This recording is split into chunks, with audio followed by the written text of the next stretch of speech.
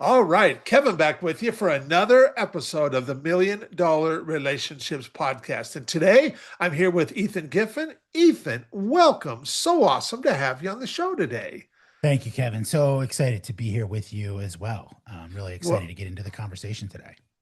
I have really been looking forward to this conversation, and I'll tell you why. And in fact, I'll start off by giving a shout out to Brianna over at Interview Valet because uh, I did it. I interviewed Tom Schwab, the founder of Yeah. Interview Valet, for this podcast about 2.5 years ago, and after that, I met Brianna. And then Brianna, now that that's because I'm hosting a podcast, well, now she stays in touch with me. And probably, I don't know, maybe every 3 to 5 weeks, I get an email from her with, usually one, maybe two people that she thinks would be great fits for the $1 Million Relationships podcast. And so, over the last 2.5 years or so, it's we've had such an amazing experience that now it's like Christmas time, Ethan, when I get an email from Brianna. I never know what's going to be in there, but whenever I see it, I'm like, ooh, this is going to be good, whatever's in here. And so, and that's the relationship that we have. It's And, fantastic. I love those folks. And Tom Schwab is the best. I've known Tom. Tom and I are old kind of HubSpot, early HubSpot day people. And so we both were big in the HubSpot community in the early days of that, and was excited to work with him at Interview Valet. So they're great folks over there, and okay. highly co-sign and recommend them. Yes, I mean they are their whole team is great, and I mean just so helpful. And for a guy like me running a podcast, especially, I mean, because we're moving on, we're moving at a pretty good clip. We're releasing 2 episodes a week and stuff, and we Yeah. have been consistently for a long time. And it's really nice to have people like them in your world and in your circle that are helping you just find those amazing guests to be able to interview and stuff.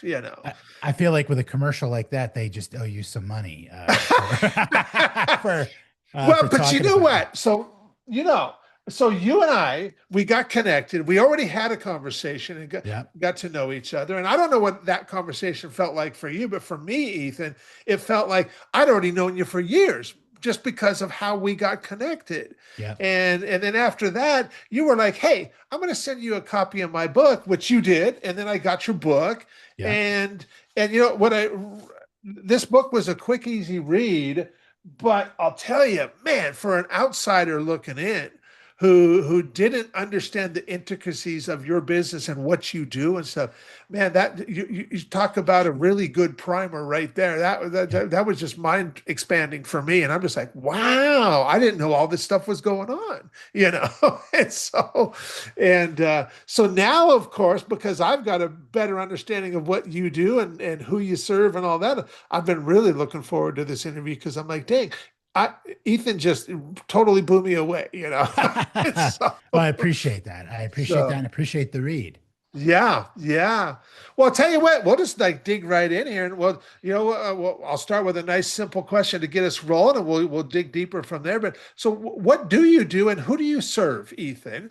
Yeah, so I'm the CEO and founder of the B2B e-commerce agency, and we help manufacturers and distributors, and they usually come to us with one of two problems.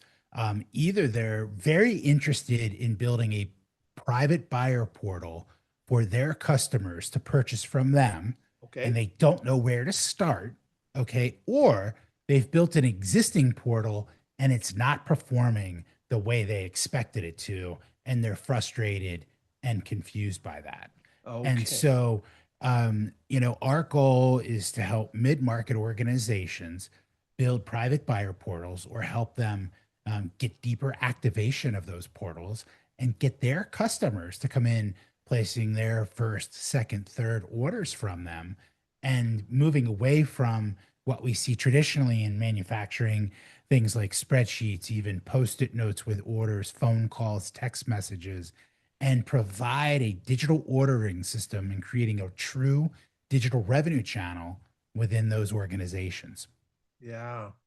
Well, and then when we look at like companies like Amazon and like them or not like them, they're setting the bar, man. Yeah. They are setting the bar. And like, we now, and I was telling you this before we hit the record button, we've got an Amazon warehouse like 15 minutes from my home now. And it's been there for a few years. And now it is ridiculous. Like Right. when my wife uses Amazon regularly, she logs online and it's like within hours, we got it Yep. at our Yep. house, you know? We're the same. We have quite a facility. I'm in the Baltimore area, and we have significant warehouses. In fact, I placed an order just before I got on today for things for the office that we needed.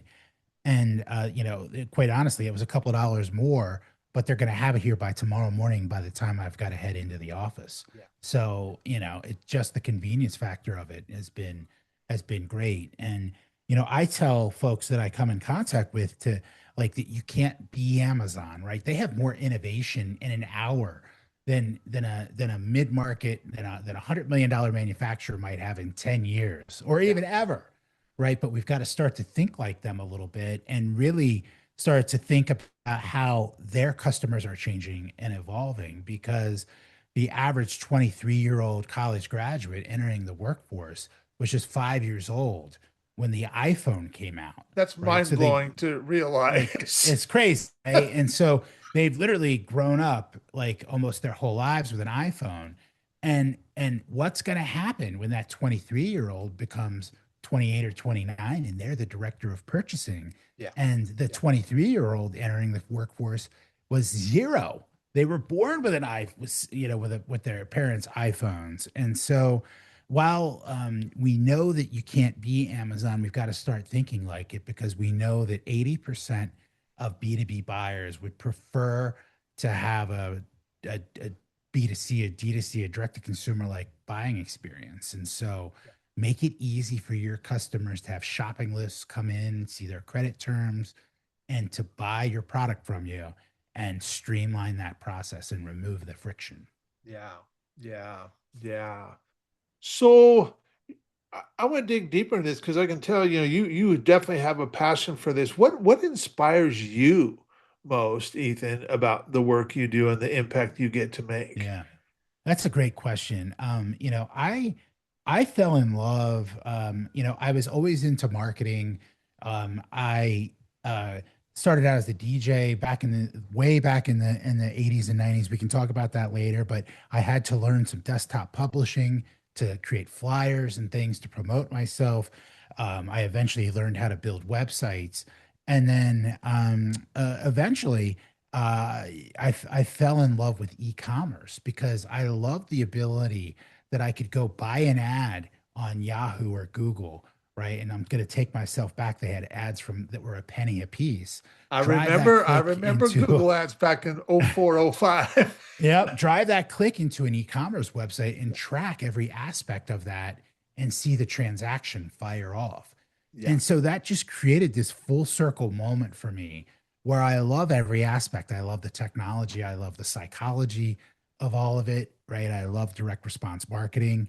And so as I've been doing this for the last 20 some years, some of our customers were manufacturers and distributors that we were doing direct to consumer work for. And they said, hey, we've got this antiquated system or we've got this homegrown system or we don't have anything.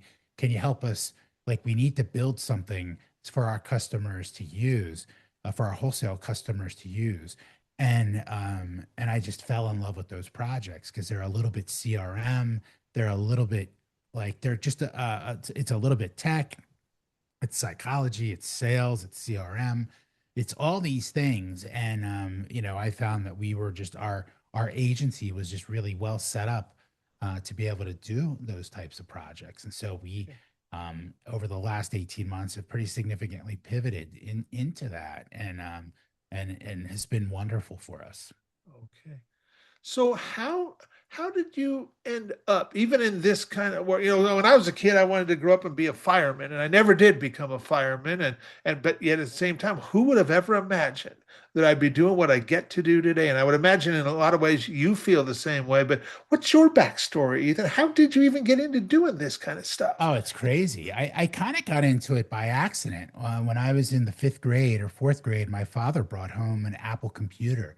And Okay. this was the days of Broder Brown print shop where you would have the dot matrix printer going and you'd be Yep. making these long banners and I just fell in love with computers. I fell in love with graphic design. And I really just fell in love with marketing. At the same time, I had an uncle that when he graduated college, he went to work for the Sears Corporation Okay. in their executive training program, where they would basically hire, gonna date myself, they would hire college grads and then move them all around the country and put them through like multiple different jobs and parts of the Sears business, and then bring them back to Chicago to the Sears Tower. And I was just like, this was in the 70s and early 80s, and he was flying around wearing suits and on planes and doing all these things. And I was fascinated by that. So, Wow. I've got just a mix. And then at the same time, I also, my grandfather died when I was in fifth grade, and my grandmother wanted to downsize this big house. And so she started having me run yard sales out in her front yard. And I learned to kind of negotiate with old men over 25-cent items at yard sales. And so, it was just a little bit of like, I'm a little bit of a mud, a mix of all these different like areas kind of coming together. Yeah. Yeah. Wow. Wow. So, what is a result that you guys have helped a client get? And you don't have to name names. I mean, you can if you want, totally your call. But what's a result that you guys have helped a client get that you're just incredibly proud of, Ethan? Yeah, I think we've had many, but you know, generally the result is opening up a revenue channel that didn't exist, Okay. right? And so when we open up a revenue channel, we really want to push an organization to get 10 or 15% of their top line revenue flowing through this digital channel. And usually, sometimes it's not revenue growth, but it's almost always like cost savings, right? So an Okay. order through a call center might cost you an average of $50 to $70 a piece by the time it's touched all the parts that Okay. need manual touching with that, where an e-commerce order might cost you $5 an order to do that. So, Gotcha. we've helped many organizations build these multi-million dollar revenue channels, like taking their existing customer base and figure out how to get them to buy more product, Okay. within doing that. And so, our that is our focus of how do we get you to get 10% of your revenue flowing through the system within 18 months. We want to have you tracking there within 18 months of launch of the Yeah. system. Maybe sooner. Sometimes it's sooner. We've had people where they were just knocking on the door to be able to use a system like this, and it's like boom, they're $5 or $6 million very quickly of orders. So Yeah. it's fascinating because we also hear the horror stories of people that have spent $1 million building a system like this, and they've only sold 150 or $200,000 worth of it. So we've got to, we pride ourselves in being able to help people activate the system, right? We need to pilot the system with a small set of your customers, and then activate your entire customer base to start using the system and get their first orders in. Wow. Well, and I might demonstrate my incompetence here a little bit, but I was really fascinated when I read your book, because one of the things that you talked about in the book is, you're the clients you serve, they don't, it's not like, they have these longtime clients that have been doing business with them for years. And they don't just up and say, I quit working with you. It's like this slow thing that Right. like, it becomes challenging to order from you because there's, like they can't get inventory from the website and find out, okay, do you have it in stock and can you ship it to me? Or maybe it just takes a long time. And then there's just somebody else that like they can go and they can just see, oh, they got what I need. They can ship it right now. I can place my order and it'll be here by whenever it is, like very quick amount of time. And so then they just kind of start going with somebody else for some of the time because they're more convenient and stuff. Yeah. And Quiet quitting basically is what we, is the concept around that. But that happens more often than not, and it's even happened, within the walls of my business of, people like vendors that we've bought from that just made it too hard to do business with them, where it just like slowly over time there wasn't like some big, slamming of the door. It was just like over time we just slowly bought, started buying products from other people where it was easier or more Yeah. straightforward. Yeah. And you really have to think about that friction within your business. I love to make pizza, and recently here in Baltimore, they implemented a 5 cent per shopping bag surcharge for people that needs a bag. And so there's this one grocery store that I go to that has these special pepperonis that cup up when you put them in the pizza oven, right? And they're the only ones that have it. And so I really focus on, it's frustrating because their machine, their self checkout, does not work for uh, this thing. They actually have to go unlock the bags and have a human intervention, Wow. a human person come over when I'm at the self checkout.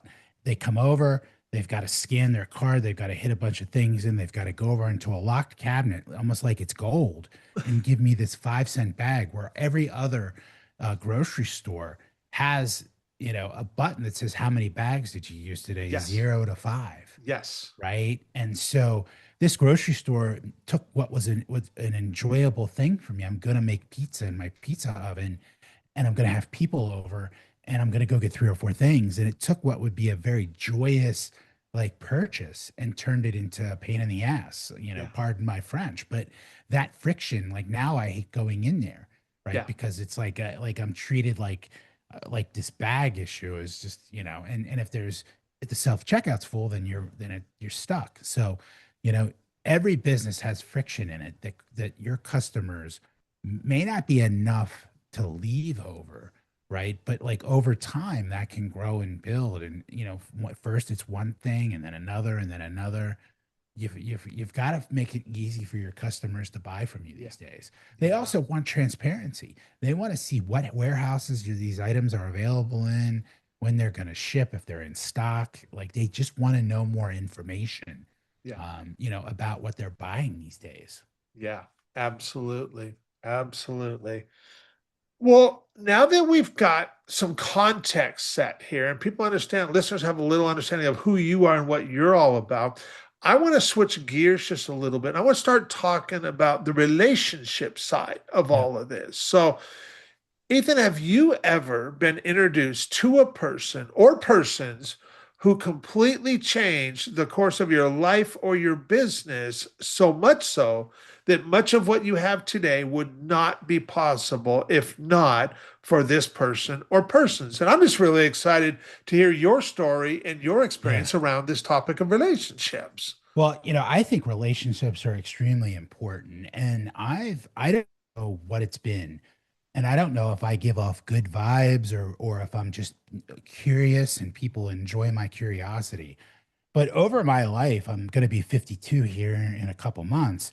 I've met some amazing people that have changed my life in terms of like pushing me in new directions. One of them was I grew up in a small town about 70 miles outside of Baltimore, and I ran into a friend of mine. I had started a nightclub. I was like doing all this crazy stuff in my early 20s. I opened a nightclub. It went out of business. I lost every penny. And I ran into a friend the night before Thanksgiving at a bar. And and he's asking me what I'm doing. Oh, I've been building websites and doing this and doing that. And this was in the late 90s. Okay. And next thing I know, he's moving me to Baltimore, 70 miles away, got me a job at the company that he worked at. He was a director level person. He had a multi-billion-dollar company, had corporate apartments that they had, just available for when they had guests in town. And next thing I know, he had gotten me hired there, and got me put up in the corporate apartments for a month and put me on a completely different career progression, Wow. Wow. than I ever expected to have, being from this small town, Yeah. kind of thing. And so his name is Neil, and he's since taken over his family's telecommunications business, but it was like he he put me on a different course and different outlook, right? And then the VP at this multi-billion dollar company is called Aerotech, a gentleman named Ron Germack. Ron was actually Neil's boss, and when Neil left, I started to interact with Ron, and Ron pulled me forward in life in so many ways of like um, just taking me on trips. This was during the kind of heyday of the early internet days where they were trying to figure out what to do with all of this, and he was the fifth one to be hired at this multi-billion dollar company many years before. And so he would bring me into conversations into rooms at 24 and 25 that I just shouldn't have been in. Wow. And it really helped me to evolve and grow. And so I've always been lucky to meet mentors and great people at every step of my journey. And Yeah. I often I search them out because I'm just curious. I'm curious about a book they've written or a speech they've given, and my big thing is I like to report back when somebody gives me time of theirs. I'm not needy at all. I just generally need to be like a sounding board and like help me, like what am I missing here? Generally they'll put me in the right direction, and then I like to report back. I think that's important. Hey, tell me, like, let me tell you how it went for me, or how this advice Yeah. you've given me has helped me to evolve and grow. And I think Yes. people genuinely like appreciate that. Because Absolutely. they want to Absolutely. know how they are affecting, other folks that they give their time to. So, Yeah. I when I was even when I was younger and I was a DJ, I went to a DJ convention and I met a guy named Gary Salzman, who was one of the top agents in the music production and DJ industry at the time. He's since passed during COVID, but I met him at a random convention, and he's like, "Hey, we're going here. Let's continue the conversation. Jump in this cab with me." Next thing I know, I've gone to a steak dinner with the guy and hung out with all these people, and it's just like, I found myself again in places that I probably wouldn't have been when I'm, Yeah. from this small town meeting with a big time Manhattan music guy, right? Yeah. And so who took me for my first kind of $100 steak dinner, so to speak. So, I think, I think I've met a lot of people in through life, and I'm very, have a lot of gratitude to the Yeah. ways that they've helped me and Yeah. pushed me. I love what you shared about, circling back with them and giving them an update on what has come on from the advice that they gave you or what have you. And I mean, I just think that is so important because, you're right, that it's good to just circle back and show our appreciation for them. But also when we do that, I think so few people do that that it makes such an impression on them, and it just causes them to want to like pour more into us because it makes them feel good. They're like, wow, I shared that with him and he took action and look what happened. It's like, well, Yep. let me help him out some more. And Yeah. I, Yeah. Hey, who can I introduce you to? Who can, people are generous with those that are like generous with them. And so, yeah, and it's yeah, not about money. It's not about no, money. no, I've met no, many a wealthy person that just, opens their kitchen or liquor cabinet or whatever to like and not like even worry about that if they feel comfortable that's right. I've been to many a dinner I tried to pay like or I couldn't pay for kind of thing. So Yeah, um yeah. Well, what is an example of a situation where you personally, Ethan, got to make a really substantial impact, and maybe in the moment, maybe it even surprised you a little bit. You were like, "Wow, look at what just happened there," and yet you also know that would have never been possible if not for the relationship you had with any of the people that you just mentioned here. What's an example of a situation where you were empowered in that way? well, yeah, I mean, I was recently with an entrepreneur who was is much earlier on in the journey, and they had been kind of stuck for 3 or 4 years. And it's like, my conversation with them was, hey, you gotta like, you don't really have a viable business here, and you either need to move this thing forward, or you need to like move on to something else. But if you're going to try to move it forward, these are the areas, where you're not doing well, and you need to go read this book and this book, and think about these things, and come back to me. And so, I try to have direct conversations with people and give them the same type of advice that people have given me. And I'm a part of something called EO Entrepreneurs Organization, and we have, monthly. I'm part of a monthly forum group where we're very transparent with each other within that. And so, admittedly, I even got like kind of post COVID, like transitioning from an all in person office to an all remote staff. I kind of got stuck post COVID. I got Okay. kind of stuck in this room, so to speak, right? Where I kind of wasn't out talking to people and meeting people. And Yeah. I joined EO about 18 months ago. And I was like, oh, I really have like I should have been talking to people because I kind of just, let myself get stuck. So Yeah. it's important to find your tribe, so to Yeah. speak, in all of this. Yeah. Absolutely. I mean, I'm as a guy, I've invested over seven figures, putting myself in the right rooms over the last 22 years, and man, you are just totally preaching to the choir on that one, but just, finding our people, where we just fit in and they get us and we get them, Well, it's really important because if you really break down, like when I sat down and looked, I was traveling to all these events and conferences, but I was doing so as a thought leader or in a sales capacity, Okay. trying to, these were industry events. They weren't for me, they were for my company, right? Yeah. To do that. And because of COVID, a lot of things, conferences and events either went out of business or changed or whatever. And the things that I would use to recharge myself annually just no longer existed. And it's like, oh, I'm really, really, really missing out here. I need to put time into myself. And that was one of the reasons why I joined EO, right? Like there's groups like Vistage and things like that. Those are for business development. EO is for like you as the entrepreneur. Yeah. And so, I had to start saying, I used to be, oh, maybe I shouldn't go to travel to this thing for 3 or 4 days because it's just for me. But in fact, I needed to make time for myself to go out and learn and grow myself, right? And be around people that have that same energy. Yeah. And I think that that's like so important, so important, Absolutely. so important. Absolutely. And so much so, it's funny, like one of our, as the B2B e-commerce agency, like we have a flagship event every spring that's called the B2B e-commerce summit. And I put that together because first off, I believe that there's a loss of trust in an all online, all AI kind of 100%. world, and Yeah. people need to get together.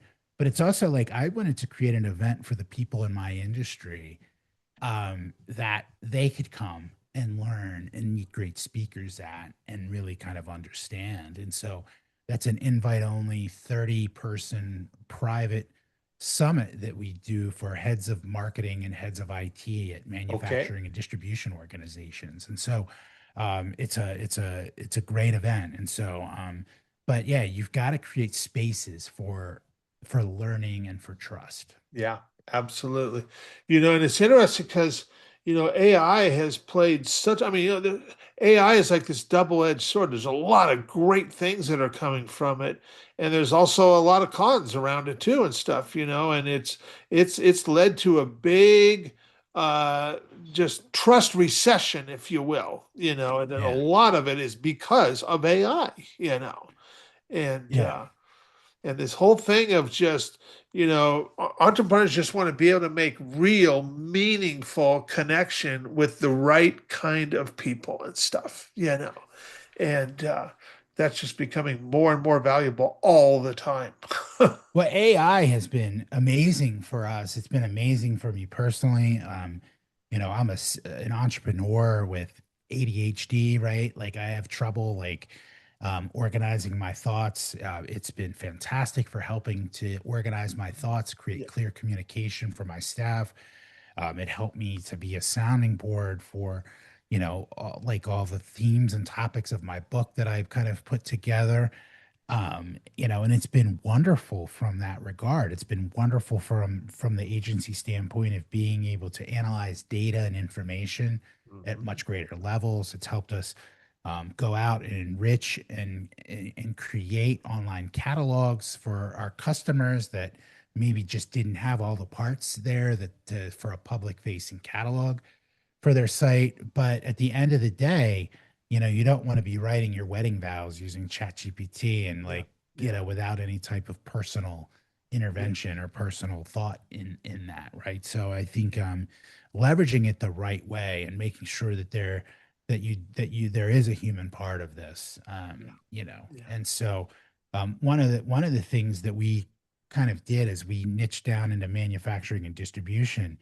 I really was tired of being commoditized, and having and so we're much more focused on a strategy first component where we help people with the strategic side of how to set these programs up and run them, and um, really kind of focus on like how do we give you that expertise and all that knowledge that we have. Mhm. Yeah.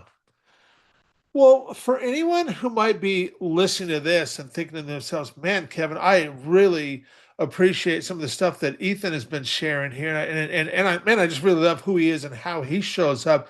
And maybe they're thinking, like, you know what? Maybe they might be able to help us out a little bit. Or I got a friend of Yep. mine that's running this company and they might be able to help them.